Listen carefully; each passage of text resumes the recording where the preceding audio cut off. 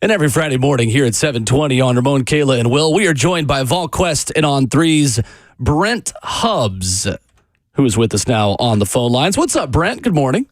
Good morning. How's everybody? Good. We are good. Before we get to Tennessee fall camp notes, Brent, I see on Mike Keith's Twitter yesterday, you guys have a fun event coming up in Franklin next Tuesday, alumni.utk.edu. Tell the folks what you and Mike are going to be doing. This sounds awesome. I'm going to do whatever Mike tells me to do, which is the story of my life. I'm just kidding. But no, we're going to talk some Vols. We're going to talk some Titans, and we've done this event on and off through the years, and looking forward to being in the Mid-State and talking a lot about Tennessee football. Obviously, this team that is going through a scrimmage tonight, and we'll be getting ready for their second scrimmage when I come out that way next week. And we're going to visit with the good alumni folks from the Mid-State area. I hope a lot of people come out and check us out, and we'll have a good time, tell some old stories, probably pick at each other a little bit, and talk a lot of football. It'll be a lot of fun. I might come and get an autograph. I think I will definitely be in the building. Franklin Theater, 6 o'clock when doors open next Tuesday here in Middle Tennessee. Going to be really cool. And Tennessee Alumni Association does such great work with stuff like this. So going to be cool. I love it. Brent, as Tennessee moves forward into scrimmage number 1 tonight, you guys have written in the War Room about a couple of guys who need big performances. I want to start at running back. We talked to Austin about Peyton Lewis earlier this week. How important of an opportunity does he have right now behind Dylan Sampson? Well, I think it's a huge opportunity. You're not going to win anything necessarily tonight, but I think, this is a guy who's not been really hit in the college game at the college level. He's not played. They've done 11-on-11 work in practice, but there are coaches nearby. This is coaches on the sideline, put the ball down, go play. Josh Heupel typically in his scrimmages does not put parameters on his offense and defense. And what I mean by that is if Tim Banks wants to blitz, he can blitz. He can do whatever he wants to do. It's not just situational football. And so this will be a chance for Peyton Lewis to show where he's at from a pass protection standpoint, where he's at mentally, and then obviously a chance to get hit and go make plays. And I think it's a big opportunity for him. I think he's off to a nice start in fall camp. He's done a good job, and he's trying to take advantage of every rep he can get. I think he and Deshaun Bishop, I think, will get the early reps in this scrimmage because Cam Seldon's not clear for contact, and I don't think they're going to take a chance with Dylan Sampson tonight. Brent, at the star position with Jordan Thomas out, how confident do you feel like this staff is in Boo Carter's ability to step right in as a true freshman and perform at a high level there? I think they're confident in him because Boo's so confident, and Boo's is a really good athlete. I think what this is tonight for Boo's more about showing where you are from a mentality and a mental standpoint in terms of eliminating bust and mistakes. And for Tim Banks and Willie Martinez, this is tonight you're evaluating, okay, where is he? How much further can he come along mentally here in the next 2.5 weeks? How much do we need to change a little bit of what we do in the back end compared to what we thought we were going to be able to do or what we thought we wanted to do? So this is more of an evaluation to me about how you're going to play the star position in the back end as opposed to, whether or not Boo Carter is good enough to play as a freshman. Because I think athletically he's shown he's good enough to play. I don't think that's a debate. I think now the question is, how much can you do with him? How much do you need to protect him schematically from some things where maybe he's not going to be as far along as a freshman as Jordan Thomas would have been as a third-year player? No doubt about it, man. Brent Hubbs with us this morning. I was over here messing around on my computer. Brent Hubbs with us for VolQuest and On 3. My bad, Brent. I ain't ever disrespect you like that, man. I appreciate your transparency. You're paying zero attention to me. Fantastic. I was actually bigging you up on social media right there. I called you the great Brent Hubbs, okay? Just so you know. Got to throw a great in front of that. Oh, here we go. Yeah, well, I got to play. I got to politic just a little bit. But defensively, staying on this side of the ball, man, what do you expect from this D-line? We've seen a bunch of posts about how good this group can be in a scrimmage. What do you expect the coaches to allow these guys to be able to do? Well, again, I mean, if Josh Heupel holds true to form, they're going to be turned loose and go play. this is not going to be a scrimmage where you say, well, you can't blitz or you got to be vanilla here and that type of thing. I mean, it's closed doors, so they want to see what everybody can do. I think the real interesting thing for this defensive line is that there's just not – it doesn't feel like there's going to be, at certain spots on the D-line, just major drop-off when you go to the second team or even the third team in some instances. So, I'm curious to see or learn kind of where they are with their Rabbits package when they put James Pierce and Josh Josephs on the field at the same time. Who's the guy that slides inside? How do they play their defensive interior? Omar Norman-Lott, I think, has done a really good job. I don't know how much they're going to scrimmage Pierce and Norman-Lott and Omari Thomas versus what they get out of what they try to get out of Caleb Herring and Jordan Ross and Davin Hobbs and some of these younger guys who don't have as much experience and as many snaps under their belt. But man, they are a good-looking group of defensive linemen. Rodney Garner is he is the Eeyore of Tennessee football. Like, it's just one of those, well, we're not very this and we're not very that. We've got he had a hard time finding ways to be overly critical of where his defensive line is right now. Now, he acknowledged they've got plenty of work to do, and they do. Everybody can get better. But, man, this is compared to where they've been the last, few years. They were good last year, but those first couple of years, the depth of the talent they have right now, there's a lot of people in college football jealous of that depth.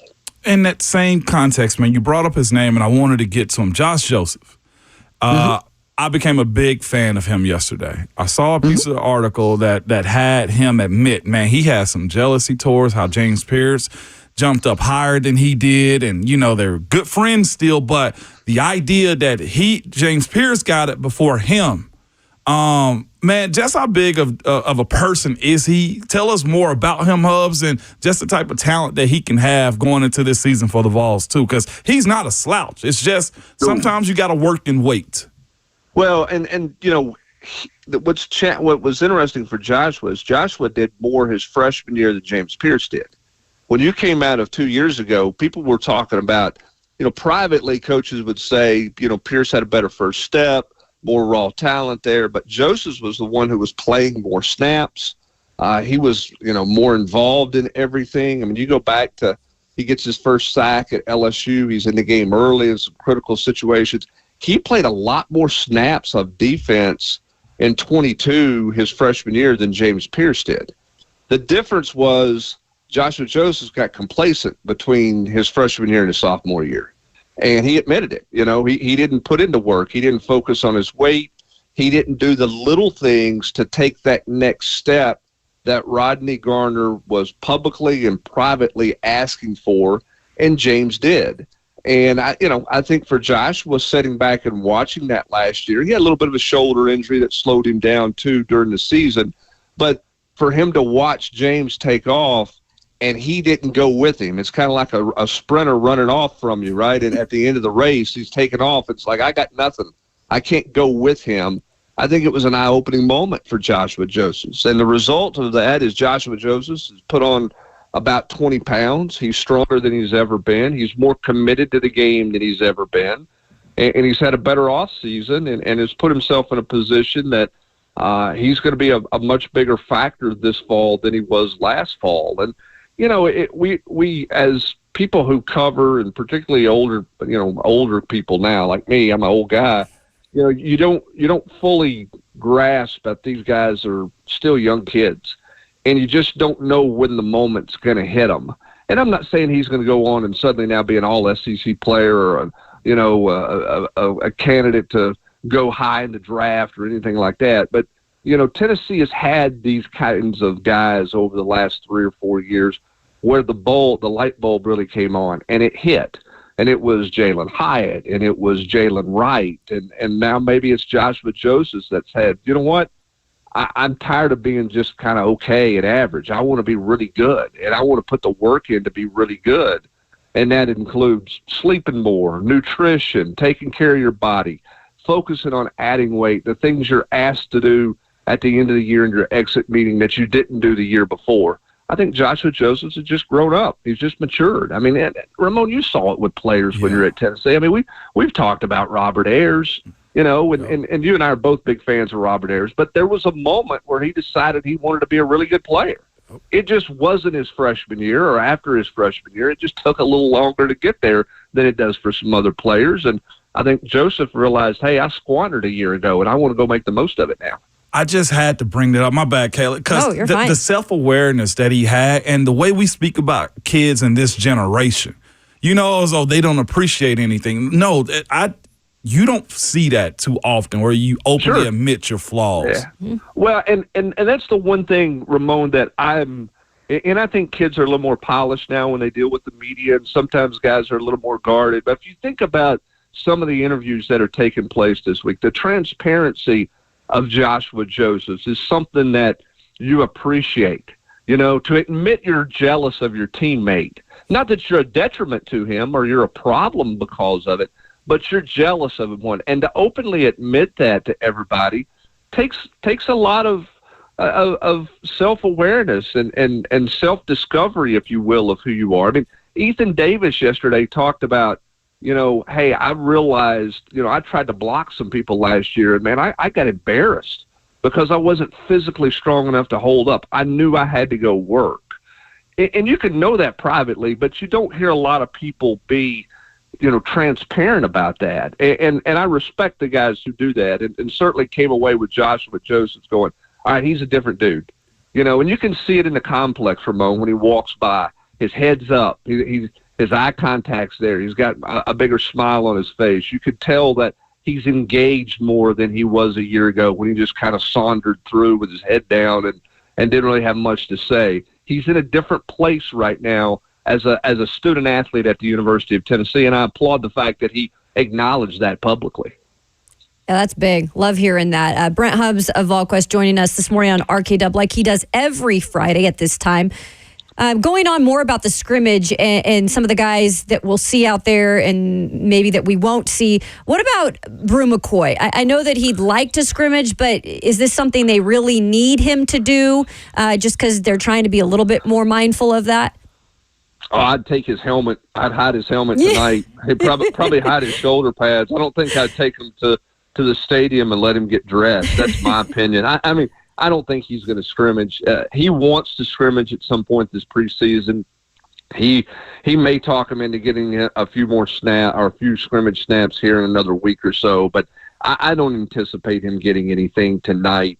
I don't know what they're going to do with Keenan Peely. Yeah. I'd be hesitant about that one tonight as well. But Peely, I think, is a little further along in terms of being just completely cleared, and he's still Peely's still rehabbing some, but not to the degree like Brew's still doing a pretty heavy rehab grind on off days and on days where they limit him on the practice field, much to his dismay. I mean, he knows he has to do it, but sure. Brew wants to get hit. He wants to get that feeling, and he wants to get it back, but I don't think anybody's ready to do it this early in fall camp. He may talk him into it in another scrimmage or so, or it may be Chattanooga before he gets, first real contact, which is, that's a debate that this coaching staff has every day with the doctors and trainers and with Brew, and we know where Brew's at. Brew's made it very clear publicly. He's made it very clear to me on multiple times. He's ready to go when he wants to be able to go.